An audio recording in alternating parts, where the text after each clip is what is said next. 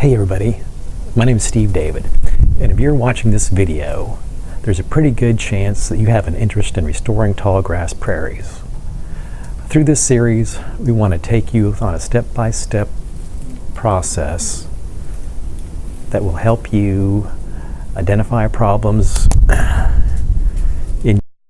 I'm hoping that if you're watching this video and the series to follow, you have an interest in restoring tallgrass prairies.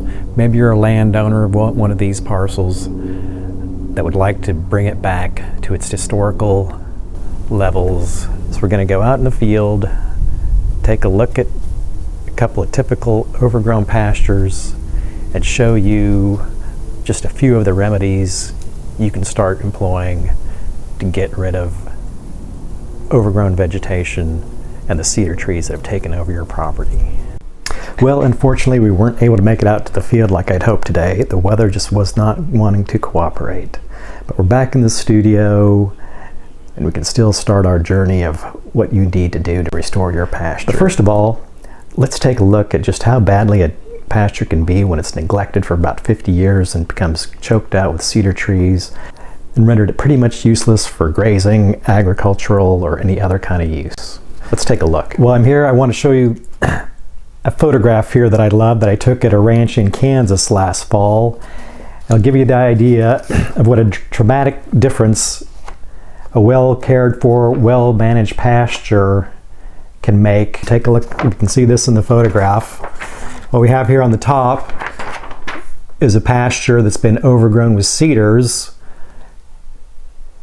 The cedars cast so much light and use up so much water, it makes pretty much impossible for anything else to grow underneath them or around them.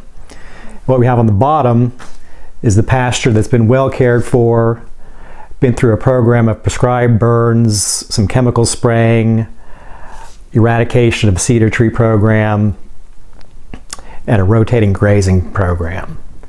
You can see what a big difference it makes. And you can see the land up on the top, just really overgrown with cedar trees, have completely invaded it. And unless you're into harvesting cedar trees, that land is pretty much useless. I'll go ahead and throw this photograph up on the screen so you get a better look just how dramatic a difference it is. And that's right along the property line between the two owners, one that's taking care of the pasture and one that's neglected is. Well, now the question becomes, how do you restore a pasture to its former glory?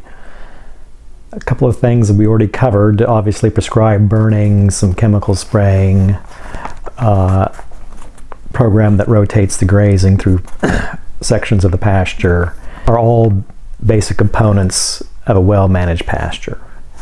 In our next video, we'll look at how damaging that cedar tree invasion can be on the ground level.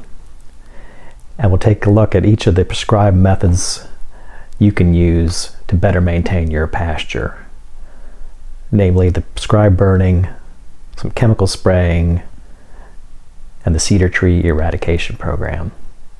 In the meantime, please subscribe to our channel, and we'll see you on our next show. Thank you.